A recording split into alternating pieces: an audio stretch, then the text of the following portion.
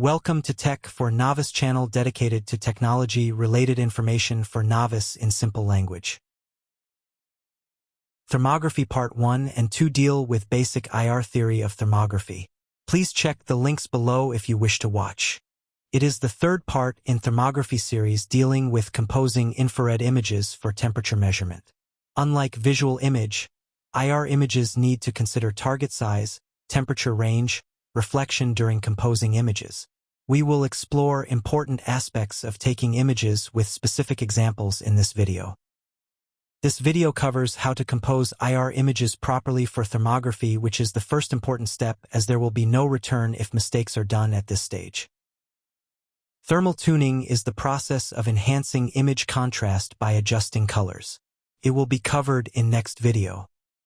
If you own or intend to own an IR camera, or you are just curious about thermography, or interested in various technology, then this video is for you. Thermal pattern is the qualitative property of infrared image, which may provide information on anomaly without further analysis. However, enhancing image and analysis is required in many cases for temperature measurement. This is an example of an image showing no obvious issue without enhancing it. Same IR image now with iron palette clearly shows the gradient not visible earlier. Grayscale palette also shows gradient in this image. Changing color palette may change the contrast of the image but may not be sufficient to know the details if the temperature difference is too small. This image has high contrast but can't determine temperature to know if this guy is normal or feverish. Color scale bar may help to estimate the temperature, but we need precise temperature in this case. Using Analysis Software Area tool, we have maximum temperature within each ellipse. Now we can determine his fever as highest temperature is 37.9 degrees Celsius. This shows the importance of analysis tools in thermography. Temperature measurement is the quantitative property of infrared image. Infrared image, which can be analyzed for temperature measurement, is called radiometric image. Let us see what are the main factors we need to consider for composing infrared image. Visual photography deliberately uses smeared image for impression of speed and out of focus to blur some of the objects on the scene. Such special effects will make infrared images useless for temperature measurement due to inaccuracy. Therefore, sharp focus is absolutely necessary for thermography images. Viewing angle is important for avoiding reflection and reduced emissivity, which influence calculation of the target temperature. As the emissivity starts to drop drastically after 50 degrees, viewing angle should be limited to 50 degrees if temperature accuracy is important. It is an example of how viewing angle influences temperature reading. Apparent temperature near the edges of both lines is dropping, though the cup temperature along the lines are fairly uniform. It is due to emissivity drop with increased viewing angle.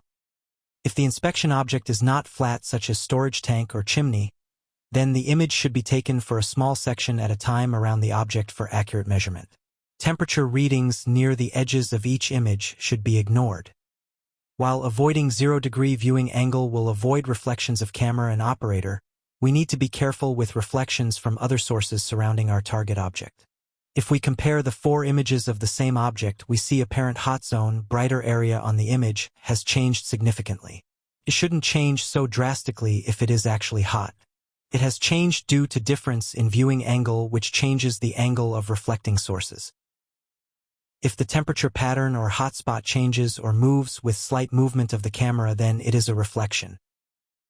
Reflection usually has sharp edge, while real hot zone usually has smooth pattern as temperature is spread around due to heat flow, hottest near the source and gradually lower away from it. If the apparent hot zone appears not smooth, then should check if there is abrupt emissivity change due to insulation, paint, rust, cavity, dirt, etc. to make sure it is not reflection. If the hot zone has no smooth pattern, then it is most likely a reflection. Everything around us could be a reflection source due to their temperature above absolute zero. Therefore, avoiding complete reflection is a wishful thinking unless our target is a blackbody.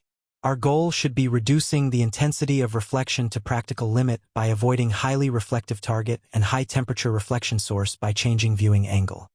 Sky and ground could be major sources of reflection during outdoor inspections. Both hot and cold objects could be reflection sources. This is cold reflection. Hot reflection, in this case operator and camera. This target object is highly reflective for infrared but not that reflective for daylight. Hot sources tend to raise and cold sources tend to lower apparent temperature of the target object, though they have negligible effects on object temperature.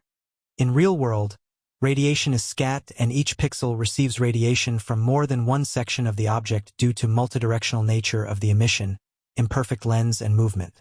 Therefore, each pixel must adjust signal loss due to spillover to other pixels and gain from other sections. This is the reason for requiring object size larger than the area projected on a single pixel. Information form adjacent pixels are used for adjusting the gain and loss due to scattered radiation.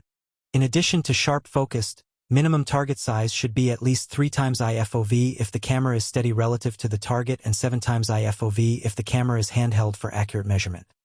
Image size depends on the object size and distance from the camera. Distance is the only factor influencing image size for the same object and FOV. How far it can measure temperature accurately is the most frequently asked question about an infrared camera. The answer is not in meters as usually expected. It depends on both target size and camera IFOV. If the target image size is smaller than 7 times IFOV like red targets, then it is too small for accurate temperature measurement.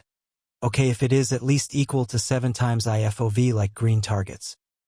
Longest distance possible for accurate measurement is the farthest distance that can maintain target image size 7 times IFOV or 3 times IFOV if camera is steady. Target image size can't be maintained, then the camera should be moved closer to the target, if possible, or change the lens with narrower FOV if available. Otherwise, we need to accept less accuracy, which may be good enough for many applications. It is not practical to calculate the image size on the field to confirm for accurate measurement. Many cameras have spot meters with crosshair size equal to minimum target image size for reasonable accuracy. Solution is to use camera spot meters as a guide for target size. One thing we need to keep in mind is that target image size mentioned here is the spot image size, not the whole object image size. Infrared image saved by the camera includes complete data for the whole temperature range in use no matter what level and span is currently used for display. If the camera has more than one temperature range, then select the range so that expected target temperature is around middle of the temperature range, or at least not too close to its upper or lower limits. Wider the temperature range, less precision it has. Therefore, it is better to select -20 to 120 degrees Celsius range for 100 degrees Celsius target temperature instead of selecting 0 to 500 degrees Celsius range, though both ranges cover it.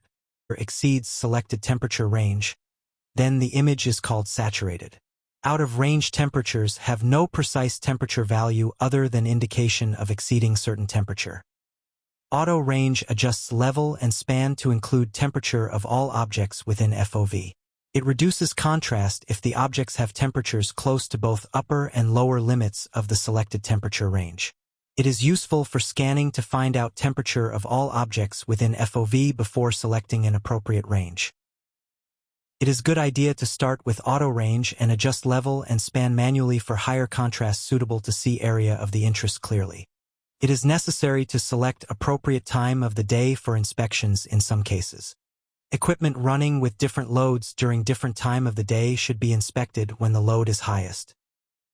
Anomaly not creating temperature difference is difficult to detect. Such inspections need to wait for opportunity when transfer of heat is possible. For an example, clear and sunny days are better to detect the temperature differences between moist and dry spots outdoor. Due to sun heat, moist spot starts to cool down with evaporation of moisture and hot spot starts to heat up, creating condition for heat transfer. Object parameters can be adjusted even for saved images.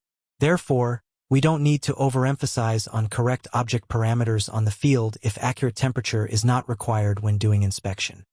There are several things we can't change later and therefore must make sure they are properly done during composing images. It is obvious that thermography images must be focused and should not be smeared. Other things are proper temperature range to avoid out of range for object under investigation, correct viewing angle to avoid reflection and reduced emissivity, minimum target image size for accurate measurement, and inclusion of potential high emissivity spots such as rusted part, cavity, pane, and insulation on reflective objects if possible. Thank you so much for watching. If you liked this video, please comment, share, thumbs up, subscribe, and press the bell icon. Next video will cover thermal tuning. Please stay tuned.